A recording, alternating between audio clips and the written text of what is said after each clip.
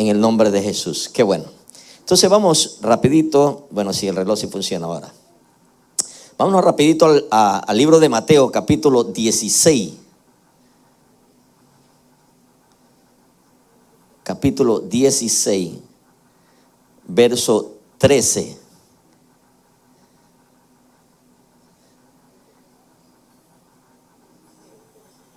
y 14.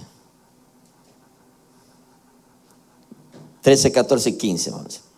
Y el 16. Son 4 versos que vamos a darle lectura en el nombre del Padre, del Hijo y del Espíritu Santo.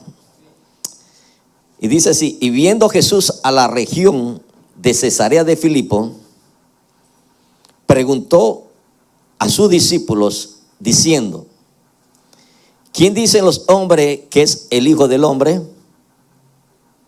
Entonces vino una respuesta.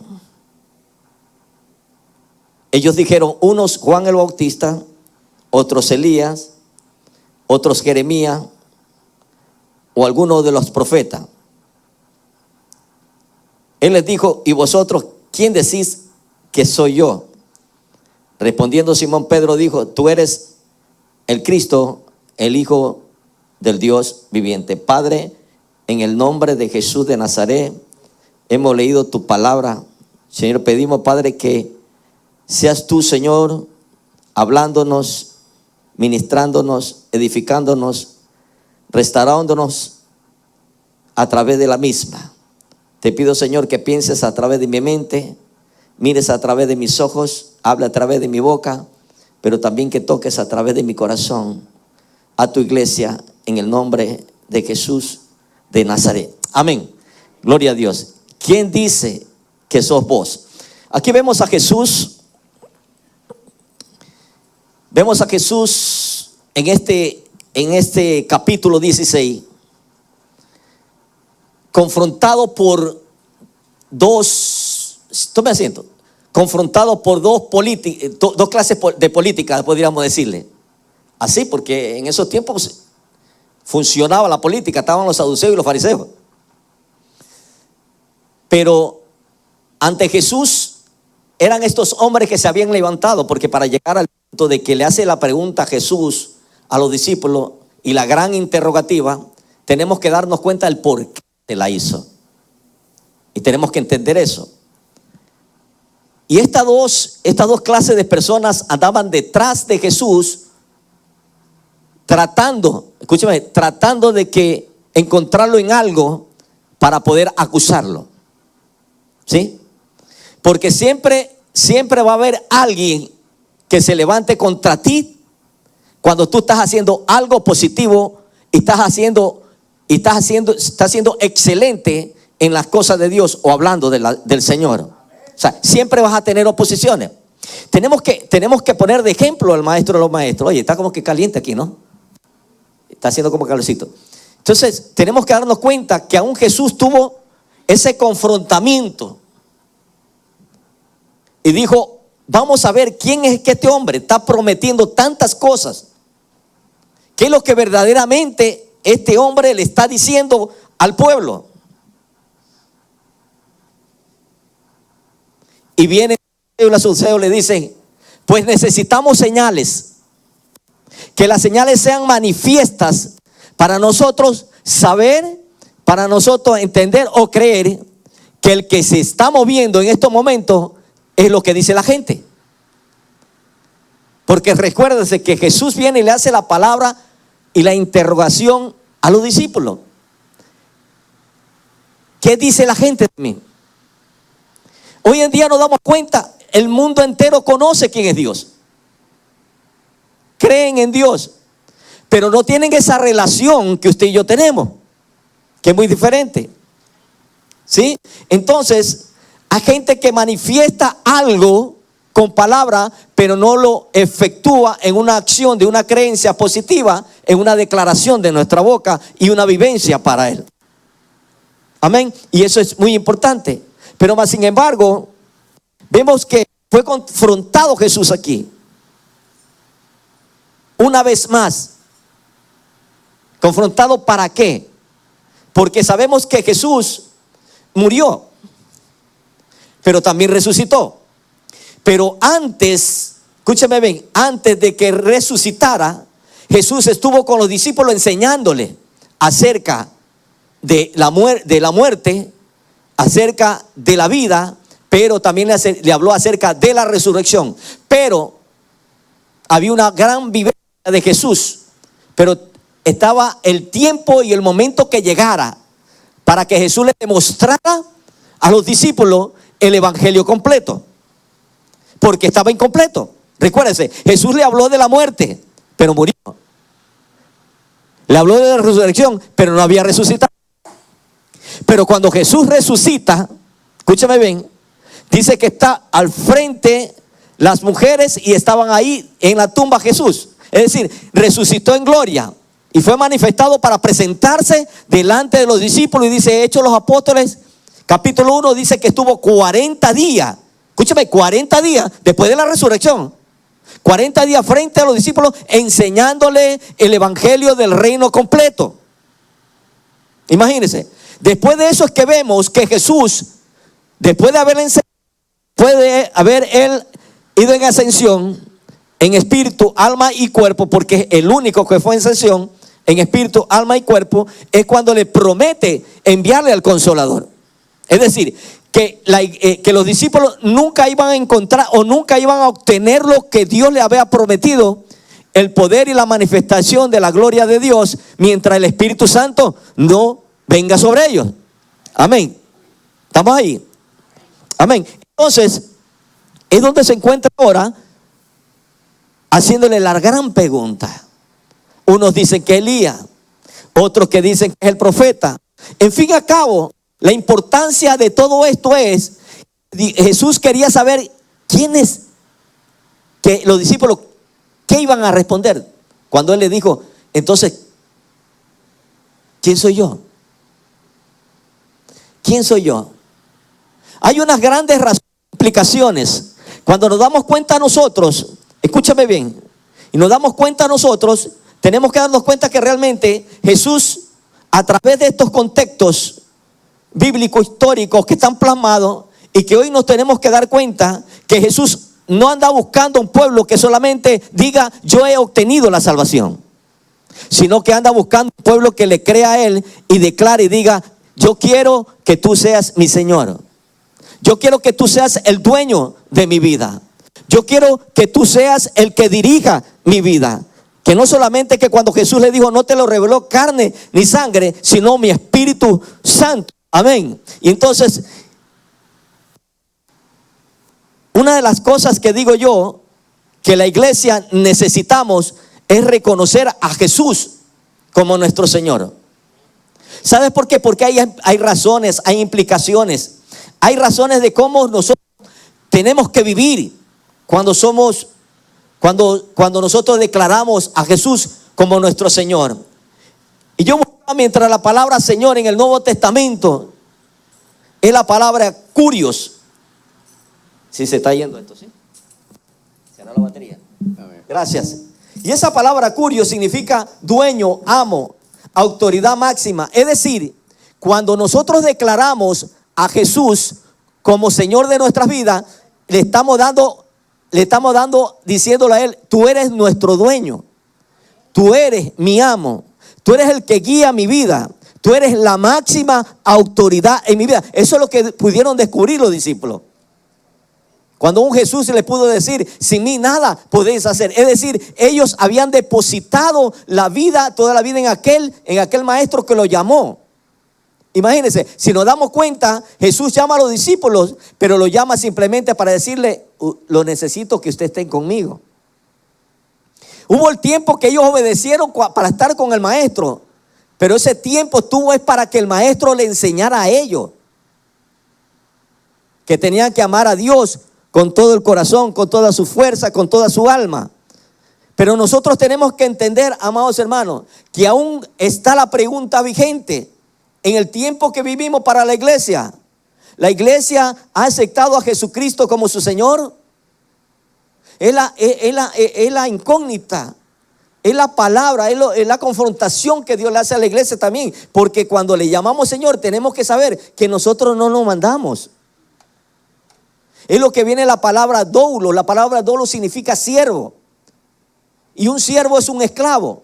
Es alguien que determina hacer las cosas porque el dueño le indica que haga.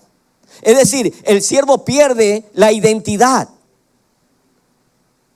Repito, el siervo pierde su identidad, pierde su propia voluntad. Ya no determina el siervo hacer lo que él quiera, sino que ya determina que su siervo, el dueño, su amo, llamado Jesucristo, el Señor de señores, el Rey de reyes, sea guiado y dirigido nuestras vidas a través de él. Porque eso es lo que tiene que ver la importancia.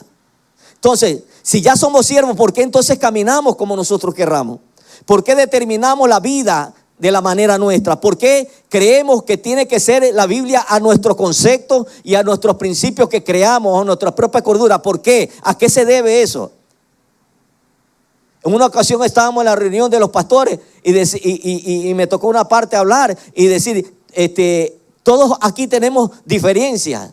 Porque somos unos dominicanos, otros ecuatorianos, otros puertorriqueños, en fin y al cabo, pues tenemos diferencias en carácter, en actitudes, en pensamiento. Pero, ¿por qué hay diferencias en la palabra? Cuando la palabra de la esencia, como dice mi pastor, la palabra de la esencia es única, no puede cambiar. Tiene que ser como está escrita, como está plasmada. Entonces, no debe haber la diferencia. Las denominaciones han hecho diferencia, poniendo sus propias reglas y sus propias doctrinas. Pero, amado, aquí no hay dos ni tres doctrinas, aquí hay una sola doctrina. La doctrina que Cristo nos ha dejado, la doctrina sana que el apóstol Pablo predicó, la doctrina que es pura, que no es adulterada, que es una leche pura, santa, que nos alimenta a nuestra alma, a nuestro espíritu. Amén. Entonces, no puede haber diferencias. Usted y yo tenemos que hablar de ese Señor. Usted y yo tenemos que hablar del Cristo de la gloria. Nuestro pastor decía esta mañana, no podemos callar. ¿Por qué tenemos que callar nuestra boca cuando realmente, aunque los fariseos y los saduceos buscaron cerrarle la boca, encontrarle una prueba, encontrarle un algo falso, pero nunca iban a encontrar nada malo en Jesús? Porque Él es el Rey de reyes y Señor de señores. Porque Él es el Cristo de la gloria. Porque Él es la rosa de Sarón, el lirio de los valles, el Mesías, el Yeshua, el ungido. ¿Sí? Lo que desconocían los saduceos, los fariseos y saduceos, es que no sabían que el que le estaban señalando y los que lo estaban buscando y los que estaban buscando una prueba para juzgarlo era el Hijo de Dios. Entonces, eso sucede con muchos de nosotros, que lo hemos aceptado como Salvador, creemos en Él, pero ¿qué sucede más allá, de aquí para allá? Dios necesita que entreguemos nuestras vidas totalmente a Él. Él necesita que usted y yo entreguemos nuestra voluntad. Dice la palabra del Señor que la voluntad de Dios es agradable y perfecta. Es mejor estar sujeto en ella. Por eso David declaraba la palabra: estar en la voluntad perfecta de Dios, porque en tu presencia hay plenitud de gozo. David encontró que en la casa de Dios era mejor estar en ella que estar en las moradas de maldad. Habitar en la casa del Señor para él era lo máximo. Por eso es que él decía: yo moraré por largos días. Amén. Y a veces determinamos tener un servicio o dos servicios a la semana, pero muchas veces brillan por la ausencia de personas o cristianos que realmente llegar a la casa del Señor es llegar a tener esa relación también con la palabra, con el estudio, con lo que Dios nos da. Amén, iglesia. Y eso es muy importante, donde nosotros tenemos que determinar. Y este es un tema que mientras la pastora me llamó para predicarla, y esto es un tema que lo venimos nosotros desarrollando aún con el hermano Antonio en la radio, en el 105.5 FM. ¿Por qué, amados hermanos? Porque aún cuando la gente llamaba decía: wow, ¿qué tema? ¿Qué tema que se necesita? Porque el creyente necesita reconocerlo a Jesús como Señor.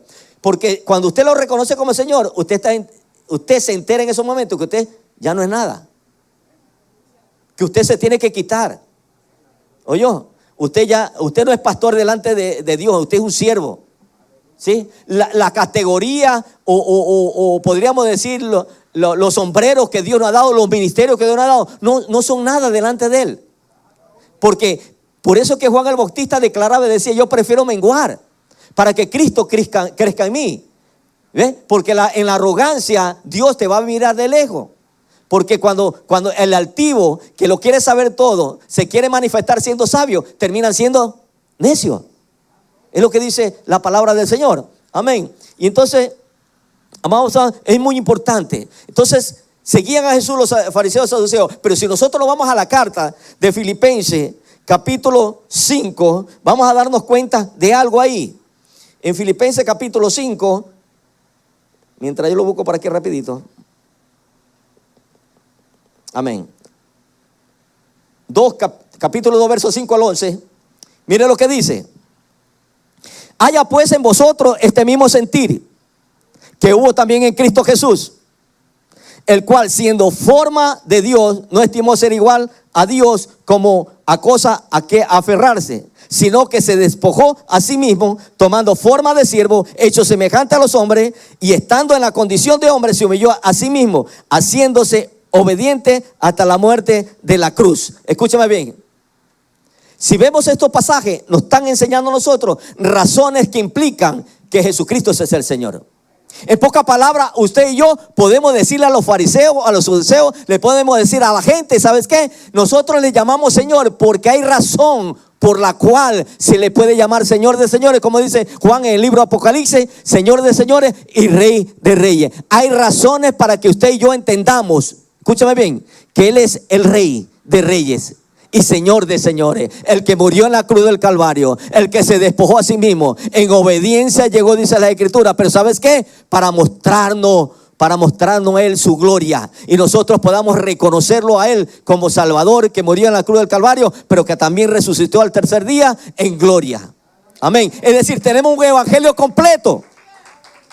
Tenemos un evangelio completo que Jesús nos dejó. Entonces vemos la obediencia.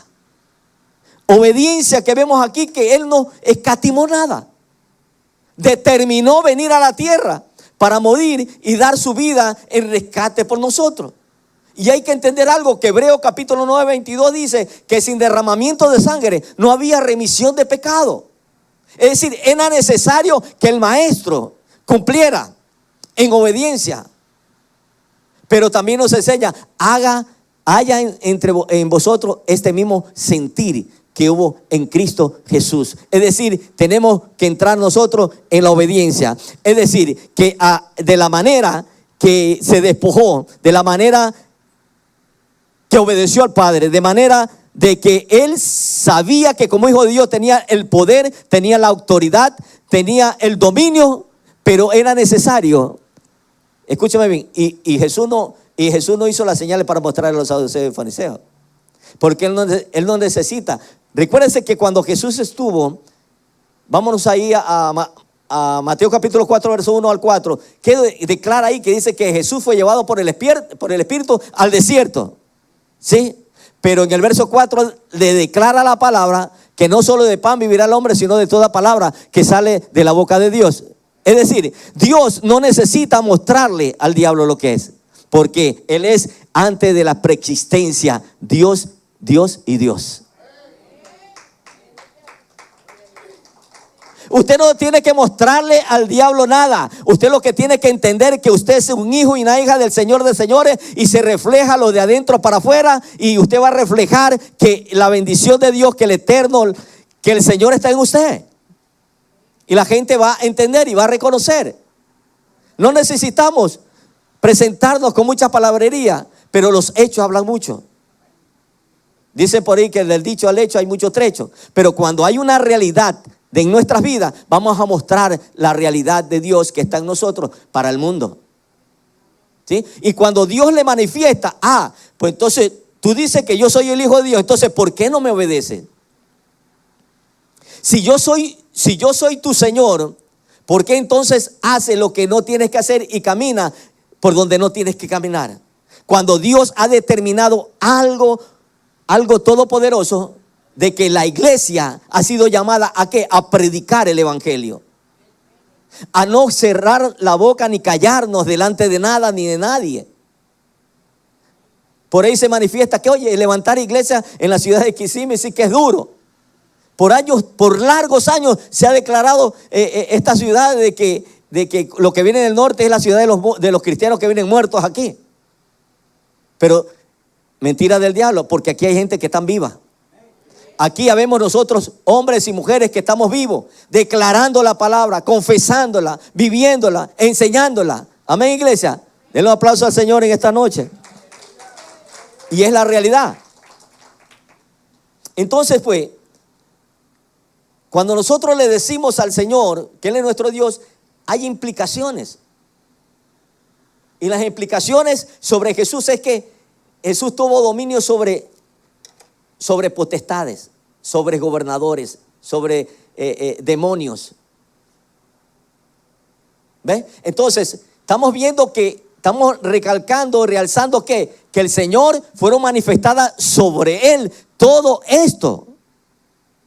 Entonces, si está sobre Él, y aún como dice, y anoche, ayer, que decía el pastor Wilson, me decía, cuando dice la palabra que dice, mayores cosas, Dios hará.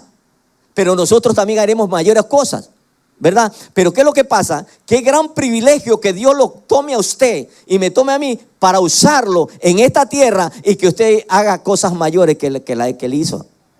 No quiere decir que usted es Dios, pero que usted es un instrumento, un canal de bendición, de proclamar, de declarar.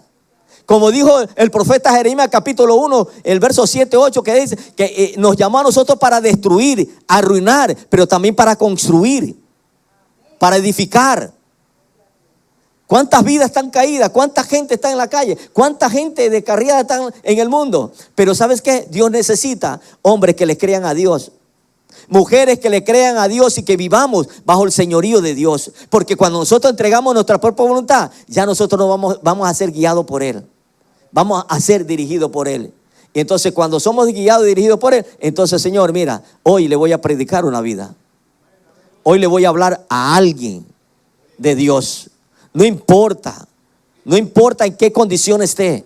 No importa cómo ande. Lo importante es que hay una palabra de vida en usted. La iglesia tiene el pan, pero se la come sola. Y hay el pan, hay que repartirlo. Y el pan es Cristo porque es el pan de vida. Amén. Él es el pan de vida. Él mismo lo dijo, yo soy el pan de vida. Entonces, nosotros tenemos que manifestar su gloria. Y una de las cosas, implicaciones que declara también es que Jesús pagó un gran precio en la cruz del Calvario. Un gran precio, dando su vida en rescate por nosotros. Y donde usted y yo, escúchame bien, lo que Cristo hizo, nadie lo puede hacer. Nadie. Nadie. Ningún profeta que haya levantado una denominación, nadie. Ni Russell, ni Rutherford, ni Elena, ni sé cuánto, ni ¿cómo es? Mahoma. No. Cristo Jesús es el único que fue y murió en la cruz del Calvario y pagó un gran precio por nuestra vida. Por el resultado de la caída del hombre a través del pecado, Él tuvo que venir a dar su vida en rescate por nosotros. Hoy usted está sentada ahí por la pura y mera misericordia de Dios. Escúchame bien, por la misericordia de Dios, dice Lamentaciones capítulo 3, versos 22, 23, dice, no hemos sido consumidos. Imagínense, ahorita usted y yo no estuviéramos sentados ahí. Dios lo exaltó hasta lo sumo. Le dio un nombre que sobre todo nombre. Que en el nombre de Jesús se doblará toda rodilla. Los que están en los cielos, los que están en la tierra y aún los que están debajo de la tierra. Ese nombre se lo dio el Padre a Dios. Y dentro de esas implicaciones,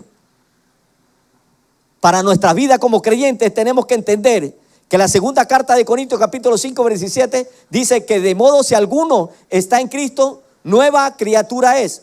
Las cosas viejas pasaron, he aquí todas son hechas nuevas. Es decir, hay una aplicación de perdón para nosotros en nuestra vida, pero debe haber un cambio. Tiene que haber un cambio en nuestras vidas para nosotros poder vivir y declarar que Jesucristo es nuestro Señor. Que declarar que nosotros sí decimos que Jesús es nuestro Dios, que Él es nuestro Salvador, que Él es nuestro Señor. Pero ¿sabes qué? Que es más que eso. Él es el Dios todopoderoso, soberano sobre todo, sobre todo, sobre todo. Amén. Porque cuando usted declara con su boca que Jesucristo es el Señor, entonces usted reconoce que Él es su dueño. ¿Sabes qué sucedió con el joven egipcio? En la primera carta de Samuel, capítulo 30, verso 11 y 12 por ahí. Usted va a ver que quedó en medio del camino, tirado, ultrajado, porque su amo lo vio destruido, lo dejó. Pero ahí se encontró en el camino con David. Y David lo tomó, le dio pan, le dio agua. Pero también le dio pasta de higo y comenzó a limpiarlo. Y que de tal manera él vino y dijo: yo me quiero ir contigo.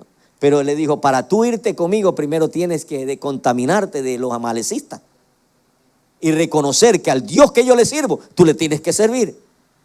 En pocas palabras, de ese momento, el joven egipcio perdió su identidad, su propia voluntad.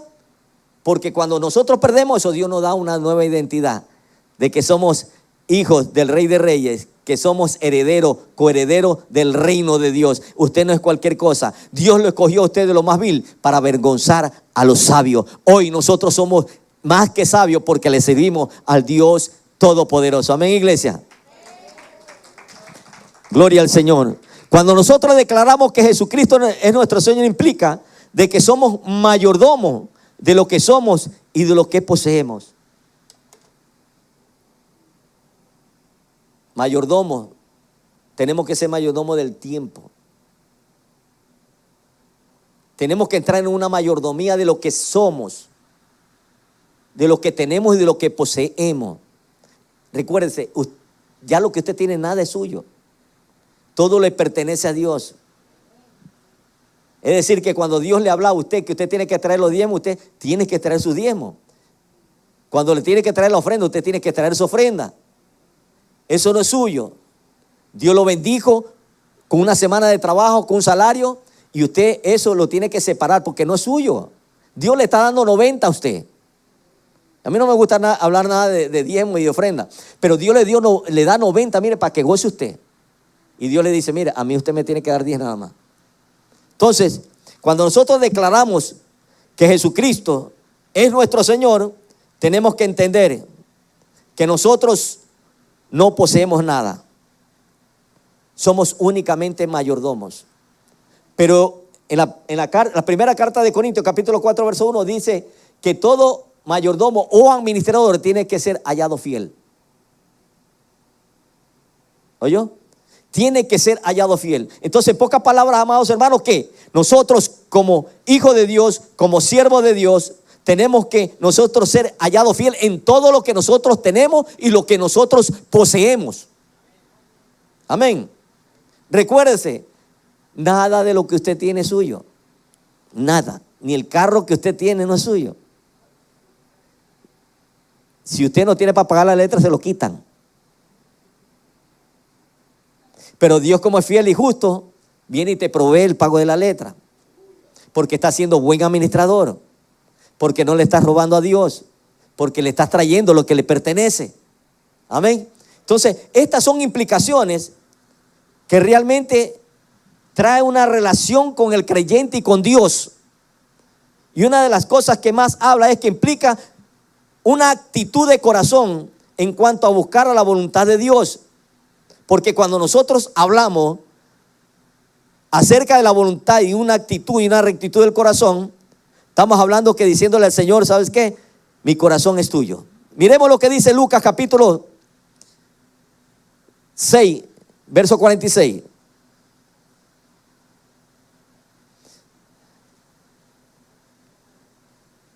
Qué bueno la tecnología aquí. 6:46. Y dice la palabra del Señor así: ¿por qué me llamáis Señor, Señor, y no hacéis lo que yo digo? O sea, otra pregunta confrontativa, otra interrogativa. Si me llamas Señor, entonces ¿por qué tú haces lo que tú quieres o lo que te da la gana? Cuando ahora has determinado que yo soy el dueño tuyo. Yo soy tu amo. Yo soy tu Dios.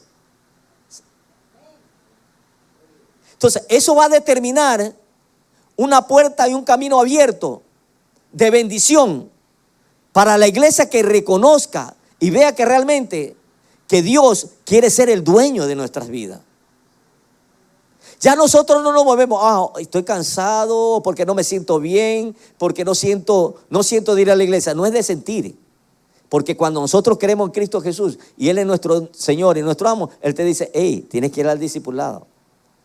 Hey, tienes que ir al servicio de oración. Hey, tienes que ir al servicio de la escuela bíblica. Hey, al servicio de la mañana. Hey, servicio de la tarde. Es decir, hay órdenes que Dios determina sobre tu vida y nosotros no determinamos ya por nosotros mismos. Es Dios haciendo su voluntad. Mientras nosotros buscamos la voluntad de Dios, que dice que es agradable y perfecta, es la que nosotros nos va a llevar de victoria en victoria y en triunfo y en triunfo. Amén, iglesia del Señor Jesucristo. ¿Por qué? Cuando el cuerpo de Cristo comprende estos puntos importantes de que Dios es nuestro Señor, déjeme decirle, el liderazgo, hay un liderazgo que puede caminar con una rectitud. Hay cristianos que van a caminar mirando hacia el frente. Hay cristianos que van a ver a su líder y va a haber respeto.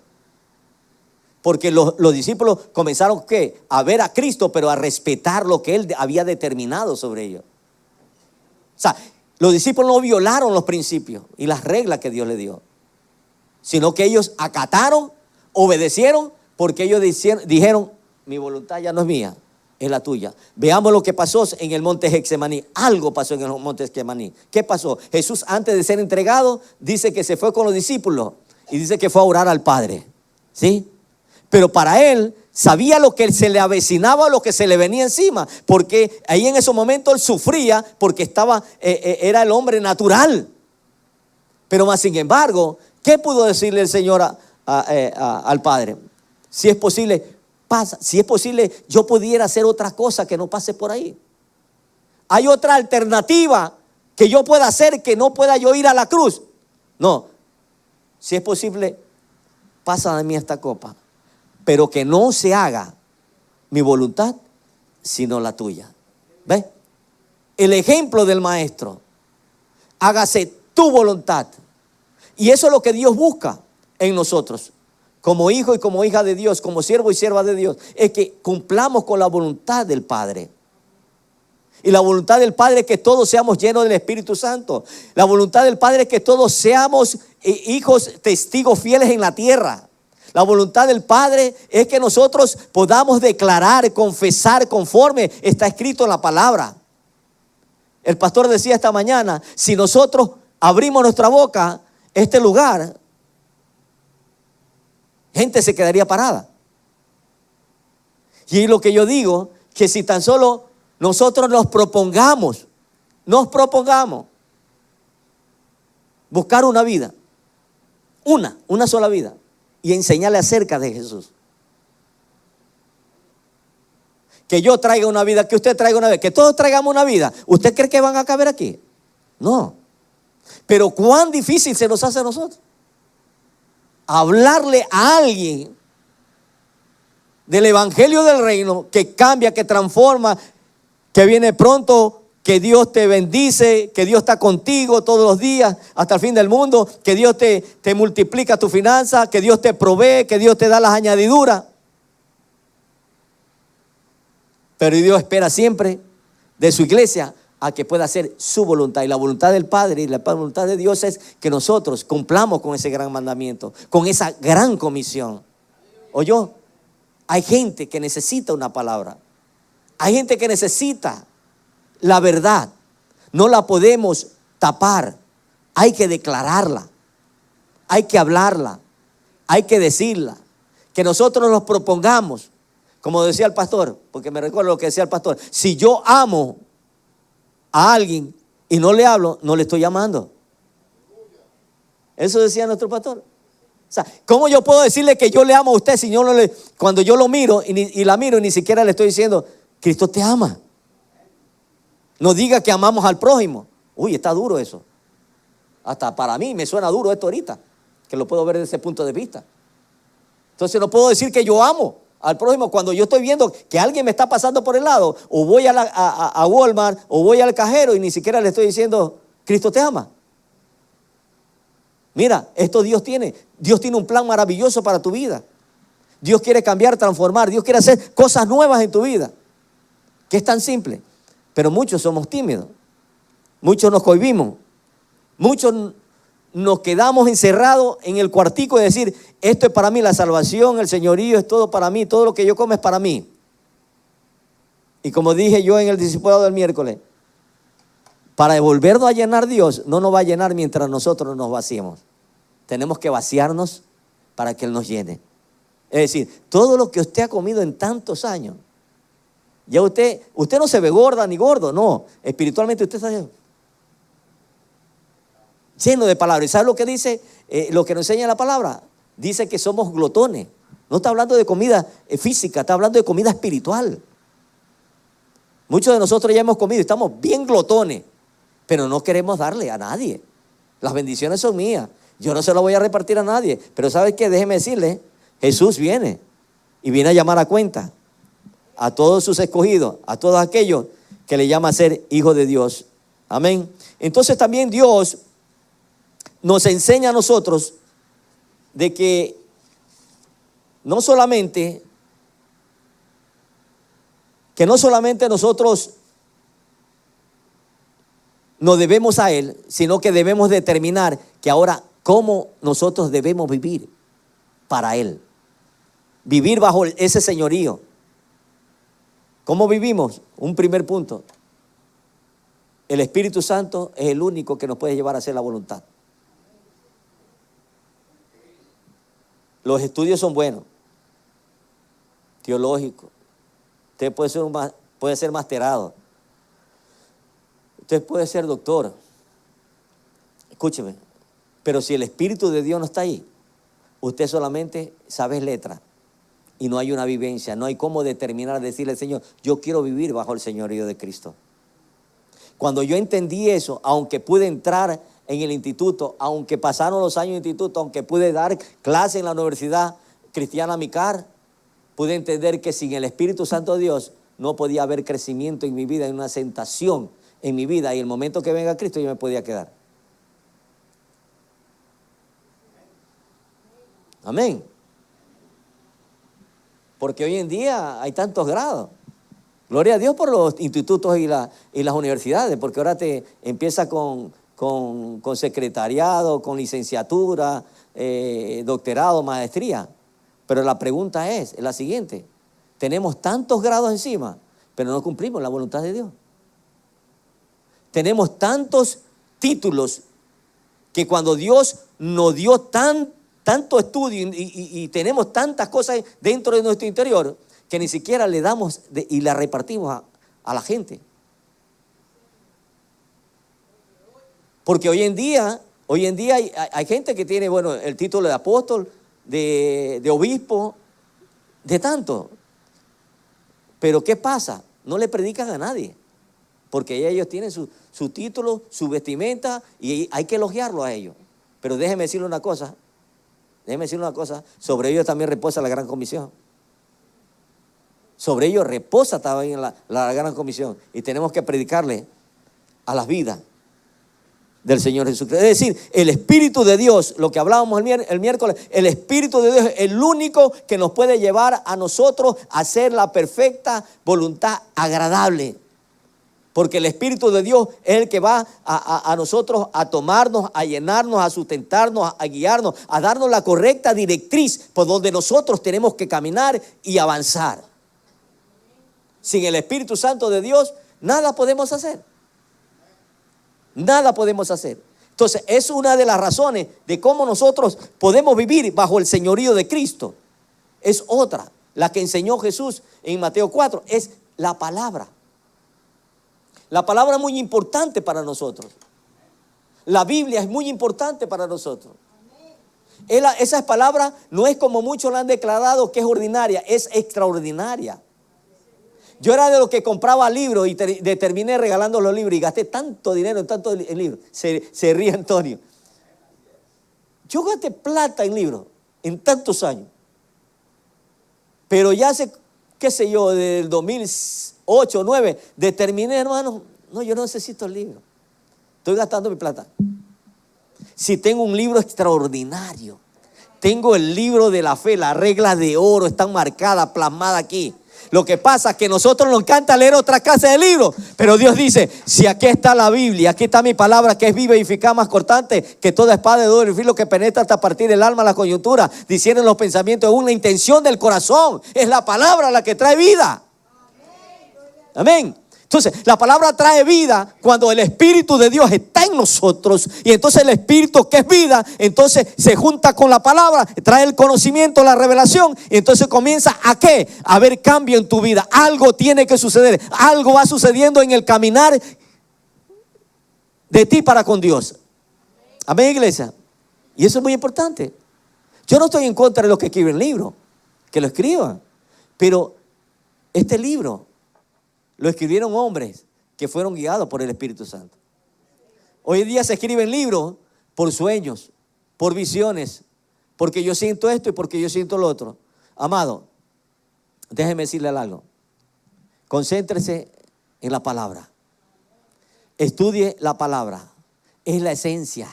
Ahí le va a decir a usted lo que usted tiene que hacer y lo que no debe hacer. Aquí están las bendiciones. También hay maldiciones también en Deuteronomio capítulo 28. Están plasmadas ahí. ¿Quiere maldiciones? Pues entonces no haga lo que Dios le está diciendo. ¿Quiere bendiciones? Obedezcamos a Dios. Amén. ¿Por qué? Porque Dios tiene los principios eternos marcados para un pueblo para bendición y no para maldición. Amén, iglesia. Entonces es la palabra. Y mire lo que dice Colosenses capítulo 3 verso 16. Rapidito que ya estamos terminando, como decía nuestro pastor esta mañana. Y ya habían pasado como 15 minutos. Colosenses 3:16, mire lo que dice. Aquí está. Dice, la palabra de Cristo dice que more en abundancia en vosotros, enseñando y exhortando unos a otros en toda sabiduría, cantando con gracia en vuestros corazones al Señor, con salmos e himnos y cánticos espirituales. Que la palabra de Cristo dice, more en ti en abundancia. ¿Cómo va a abundar la palabra de Cristo en tu vida en abundancia si no la estudiamos ni la leemos?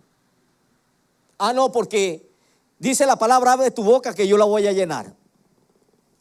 Y ahora me paro aquí, ahora Señor, llénala.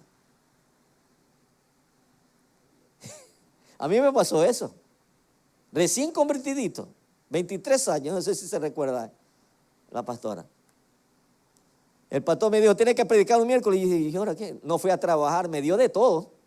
De todo. Me paré y yo no sabía ni qué decir. Un niño, ¿no? Entonces, si abunda en nosotros la palabra, ahora ¿qué nos toca? Es darla, enseñarla, exhortarla. Para que a través de la palabra usted y yo somos bendecidos, los que nos rodean sean bendecidos a través de la palabra. ¿Sabes por qué me encanta el pasaje de 2 Timoteo 2:2? Porque dice, lo que habéis oído de mí ante muchos testigos, esto enséñaselos a otros. Los verdaderos discípulos aprenden para enseñar a otros. Estudian para enseñar a otros. No se quedan con la palabra con ellos, sino que van y la dan a otros. La iglesia de Cristo Jesús necesita despertar en esto. Despertarnos en esto. Es bueno ser buen cristiano. Es bueno venir al discipulado. Es bueno orar. Pero déjeme decirle, lo más bueno es ganarse una vida. Porque eso es lo que nos dejó Jesús. En el libro de Lucas 14 dice que mandó a los discípulos que buscara, que trajeran a esta gran fiesta. Y al ver que no encontraron, dijo, pues tráeme a los cojos, a los mancos, a los mudos, a todos. Y después de que llegaron, ¿Sabe lo que le dijo Jesús? Todavía hay lugar. Todavía hay lugar. La iglesia de Jesucristo, en los tiempos que estamos viviendo, tenemos que despertar. No podemos acomodarnos al sistema que nosotros vivimos. Tenemos que despertar, iglesia. Muchos decimos, Cristo viene pronto, las señales están cumplidas. Mira cómo se está levantando la inmoralidad con esto y con lo otro. Marcha por aquí, constitución en nuestra nación. La constitución aceptó y está plasmada, amados hermanos, el libre boda entre hombre y hombre. Y ayer hubo tremenda manifestación en Ecuador. ¿Quién va a quitar eso ahora? Cuando ellos dijeron, ya está. Y si ya está, lo que tenemos que hacer es nosotros orar y salir a predicar. Porque Dios puede cambiar a ese homosexual. Dios puede cambiar a la lesbiana. Pero ¿cómo lo va a cambiar si no hay nadie que le predique? Tenemos que salir. Tenemos que nosotros predicarle. No importa quién sea, qué clase social, blanco, negro, oscuro, piel canela, lo que sea. Pero tenemos que predicarle del evangelio. Hay palabra que Dios nos ha dejado plasmada a nosotros. Y es la palabra del Señor. La palabra que es de bendición. Que es palabra que es eterna. Dios revela su voluntad a través de la disciplina. Escúcheme bien. Dice Hebreo capítulo 2, verso 5. Vamos a verlo rapidito aquí. Hebreo capítulo 12, 5 al 7. Dice así: y habéis ya olvidado la exhortación que como a hijo os dirige, diciendo, hijo mío, no menospreciéis la disciplina del Señor, ni desmayes cuando eres reprendido por Él. Porque el Señor al que ama, disciplina y azota a todo el que recibe por hijo. Si soportáis la disciplina, Dios os trata como a hijo. Porque ¿qué hijo es aquel a quien el Padre no disciplina? Dios revela su voluntad a través de su Espíritu Santo, a través de su palabra, pero también a través de la disciplina. Cristo ama a su iglesia. Por eso se entregó a sí mismo, por amor. Dio su vida. Murió en la cruz del Calvario en rescate por nosotros. Y Dios espera que usted y yo hagamos algo por lo que Él mandó a decirnos y que se cumpla en la tierra. ¿Oyó? ¿Usted no cree que, por qué usted cree que Jesús envió a los discípulos de dos en dos y los 70 de dos en dos? ¿Por qué lo envió? ¿Para que vayan a pasear? O que vayan, gracias, o que vayan por ahí para Disney. No, los envió a predicar el evangelio. Lo envió fue a predicar el evangelio, iglesia del Señor Jesucristo. Y de ejemplo lo tenemos a Jesús. Mateo 9, 35. Usted se va a dar cuenta que Jesús mismo caminaba y recorría por la ciudad y las aldeas predicando, enseñando y echando fuera demonios. Pero el verso 36, dése cuenta que es lo que dice. Y dice que de lejos vio a oveja que no tenía un pastor y tuvo compasión de ella. Dice que tuvo compasión de ella.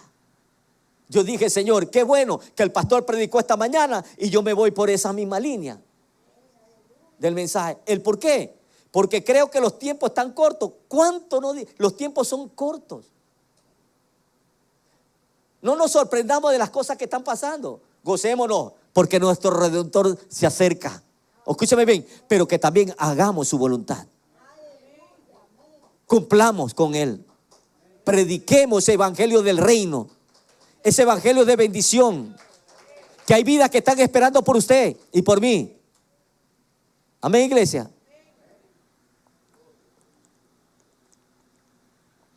No se lo reveló carne ni sangre. Estaba ya que estaba con sella. Bendito sea el Señor. Y vemos, amados hermanos, cómo Jesús, cómo la palabra nos enseña aún de Deuteronomio, disciplinó al pueblo de Israel. El rey Nabucodonosor, a pesar de las circunstancias que pasaban, el mismo propio salmista David y un Pedro. Tenemos un Dios que nos ama. Si nos corrige y nos disciplina, es para el bien nuestro. Porque la bendición de Jehová es la que enriquece. No añade tristeza alguna. Y nosotros tenemos que despertar en esto, iglesia. Tenemos que despertar. No nos conformemos en nosotros mismos. Hay un gozo. En estos días yo decía, hay gozo cuando un pecador se arrepiente. Ayer una familia se paró ahí, en un carro, una mujer con sus 3 hijos. De ahí se acercó el pastor Wilson y le estaba hablando del Señor, y me acerqué por acá. Él le habló del Señor y yo terminé haciéndole la oración de fe. Porque hay gozo en el cielo cuando un pecador se arrepiente. Imagínese cómo usted se sentiría cuando usted sabe que hay una vida que está perdida, que está arrastrada, y usted llegue a darle un pan. No estoy hablando de un pan de comer, el pan de vida. Y que esa vida acepta a Cristo y comienza a ver el cambio en su vida. Hay gozo. Por eso que para David él decía, el pan y el agua para mí, déjeme decirle, es vida. Porque sabía que había tiempo para comer, pero había tiempo para separarse con Dios. Y eso era David. Amén, iglesia. Entonces, amados hermanos, nosotros tenemos que reconocer a Jesús como nuestro Señor. Tenemos que entregar la voluntad. Tenemos que entregar nuestra propia identidad y decirle, Señor, tantos años he caminado y no he entendido hasta ahora. Vamos a predicarle. Vamos a hacer la voluntad de Dios. Y vamos a llevar esta palabra que va a enriquecer a gente que están tristes, estresadas, con problemas, con dificultades en los hogares. Pero cuando Dios llegue a través de usted, va a llegar la luz en ese hogar que hay tinieblas. Y la luz resplandece. Porque la luz es Cristo. Y como Cristo está en usted, nosotros andamos, ¿ves?, con una tremenda lámpara. De donde quiera que nos paramos, vamos a alumbrar a nuestro alrededor. Amén, iglesia. Así que le motivo, le exhorto a que abra su corazón a Dios. Y vamos a cumplir con Dios. Vamos a hablarle una vida esta semana. Aunque no venga a la iglesia, pero háblele. Que de un momento dado, déjeme decirle que la palabra dice que es como martillo que quebranta la roca. ¿Está usted en su comunidad? Su vecino, su vecina al lado, invítelo a tomar un vaso de agua, un cafecito, una rosquita, una galleta, invítelo. Y comiencen a conversar de la vida, de su familia. Y después usted ve, le habla del Señor. Y usted va a ver cómo esa vida va a venir con usted a la casa del Señor. Amén. Así que vamos a darle gracias al Señor en esta hora. Padre, gracias te damos, Señor. Gracias por tu amor. Gracias por tu misericordia. Gracias, Señor, por haberme permitido, Señor, traer tu palabra a tu iglesia, a tu pueblo, Señor. Enséñanos, motívanos, inquiétanos, Señor. Padre eterno, hablar a alguien de ti. Hay vidas que necesitan, Señor, que están en las calles, que están, Señor, en diferentes lugares, caminando sin fe y sin esperanza. Señor, pero aquí tiene tu iglesia, la que ha comprado a precio de sangre.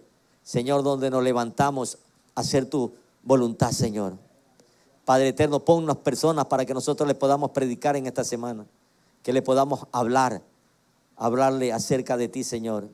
Y que puedan encontrar, sobre todo, te puedan encontrar a ti abriendo su corazón y aceptándote como su único, suficiente Salvador y Señor de sus vidas. Padre, en el nombre de Jesús, bendice a tu iglesia.